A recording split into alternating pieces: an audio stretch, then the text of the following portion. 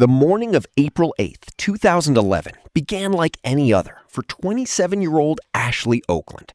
She pulled on her blazer, grabbed her keys, and drove to a model townhome in West Des Moines, Iowa, where she worked as a real estate agent for Iowa Realty.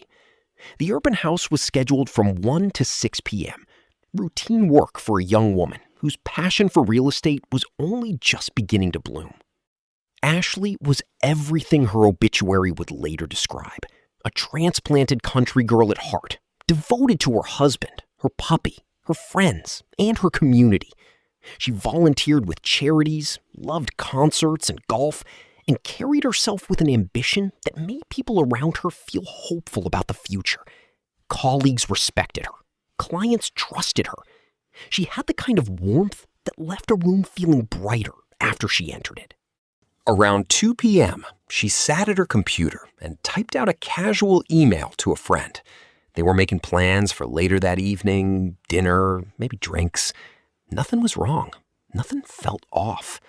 The email was light, ordinary, the kind of message you send 100 times in your life without a second thought. But that email would later become evidence. It would mark the last known moment Ashley Oakland was alive, present, and unafraid. The final digital trace of a young woman standing on the edge of something terrible, completely unaware that someone else had already decided how her afternoon would end. Shortly after 2 p.m., a woman and her mother sat inside a townhome that shared a wall with the model home where Ashley was working. The afternoon was quiet. Then, it wasn't. 2 loud thuds rang out in rapid succession, 3 to 4 seconds apart, coming from the other side of the wall. The sounds were heavy, blunt, and wrong, in the way that certain noises are immediately wrong, even before the mind processes why. Investigators would later conclude the sounds were gunshots. 2 fired .380 caliber cartridge cases were recovered from the scene, consistent with being discharged from a semi-automatic pistol at close range. 1 shot struck Ashley in the chest. 1 struck her in the face. The witness moved to her second-floor window and looked outside. Standing near the front door of the model home was a woman, someone the witness would later identify as 53-year-old Kristen Ramsey, the sales manager of Rotland Homes, the development company that owned the property. Ramsey was pacing beside her vehicle, cell phone pressed to her ear. The call, investigators later confirmed, was placed to a fellow Rotland employee and was made within 2 minutes of the thuds. Then, Ramsey reversed out of the driveway at a high rate of speed, her vehicle lurching backward in an erratic, urgent motion, and disappeared. The witness, shaken and unsettled, walked into the model home. She found Ashley Oakland unresponsive on the floor. She called 911. When law enforcement arrived, they found a crime scene that told a disturbing story through its silence. Every door and window in the model home was locked or latched from the inside. No furniture had been overturned, no glass was broken. There was no sign of struggle, no chaos, no resistance. Just a young woman on the ground and 2 shell casings on the floor. No other person had been observed in the immediate area associated with the model home. The medical examiner from Polk County confirmed what the evidence already suggested. Ashley Oakland died from multiple gunshot wounds. The manner of death was homicide. She had been shot at close range, deliberately and precisely. Kristen Ramsey was identified as a person of interest almost immediately. She had known access to the property. A witness placed her outside the door minutes after the shots were fired. A search warrant executed at her home in May 2011, just over a month after Ashley's death, turned up multiple firearms, illegal substances, and posters depicting threatening violence, a jarring contrast to the image of a normal suburban housewife. And yet, no arrest came. Ramsey was interviewed multiple times over the years. Each time, investigators noted that her account of the day shifted. Details changed, timelines didn't align. Her version of events conflicted with those of other witnesses. Red flags accumulated in the case file. But building a murder case on inconsistencies alone wasn't enough. For 15 years, Ashley's family waited.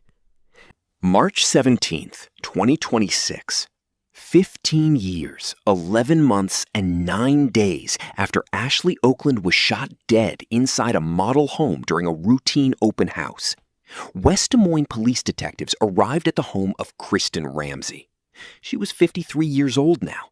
In the years that had passed, she and her husband had raised a child who had grown up and gone to college. They attended football games on autumn weekends. By every outward measure, she had lived a full and ordinary life. Neighborhood barbecues, school events, the rhythms of a quiet Iowa town. A second search warrant had been executed at her home that same month. Investigators discovered items described as identical in nature to those found in the 2011 search. The same categories of concern, 15 years apart. A Dallas County grand jury, after reviewing the evidence compiled over more than a decade, issued a true bill indictment for murder in the first degree. Ramsey was arrested without incident and booked into the Dallas County Jail on a $2 million cash-only bond. At the press conference that followed, law enforcement spoke with the weight of people who had carried this case for a long time. Investigators described how Ashley's story had kept them awake at night, replaying details in search of the missing piece that would tie everything together. Thousands of leads had been followed. Countless items of evidence had been reviewed. No one should ever get away with murder, the Dallas County attorney said.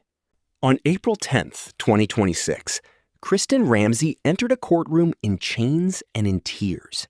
She entered a plea of not guilty to the charge of first-degree murder. Behind her, people who had known her for decades, neighbors, a former teacher, longtime friends, waited to testify on her behalf. The defense had come prepared, not just with legal arguments, but with a portrait of a person. 3 character witnesses took the stand and described Ramsey as kind, compassionate, selfless, someone incapable of the violence she was charged with. A former neighbor said he had trusted her around his grandchildren. A childhood friend called her the most loving person she knew. One witness, asked whether Ramsey posed any danger to the community, said she was the last person he could imagine being involved in something like this. The defense argued that a $2 million cash-only bond was punitive, not protective. They requested a reduction to $100,000 with 10% posting and offered a package of conditions: GPS monitoring, a curfew, pretrial supervision, passport surrender, and a third-party custodian.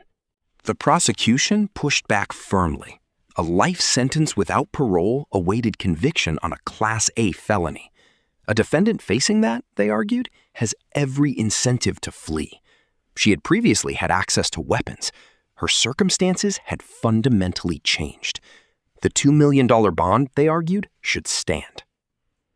The judge listened, then told both sides he would submit his ruling in writing, reminding the courtroom that bond is not punishment, but that probable cause for a very serious crime had been established. The case of Ashley Oakland and Kristen Ramsey now moves slowly through the machinery of the justice system, carrying with it all the weight of 15 years deferred. The next hearing, a status conference, is scheduled for June 19th, 2026. The trial date has been set for January 11th, 2027. Between now and then, the attorneys on both sides will dig into the evidence, and there is already turbulence on that front. The defense filed a motion alleging that the prosecution had informed them that law enforcement either lost or destroyed evidence, case information, or both since Ashley's death in 2011. A bombshell claim that, if proven significant, could complicate the state's ability to prosecute. The defense requested sworn affidavits accounting for what is missing and full access to the remaining investigative file. Prosecutors, for their part, are pursuing a search warrant for Ramsey's cell phone, call logs, texts, GPS data, digital evidence that could corroborate the witness account and fill in gaps that verbal statements left open. The defense objected, seeking to protect privileged communications. The judge's ruling on that matter is pending. What is certain is this. Ashley Oakland was 27 years old when she was killed. She had a husband, a puppy, a career she loved, and plans for that evening. Somewhere between the email she sent at 2 p.m. and the 911 call that followed, her life ended in a locked room, without a struggle, without a sound the outside world could explain for 15 years. Her family has been waiting for answers ever since. The trial begins in January.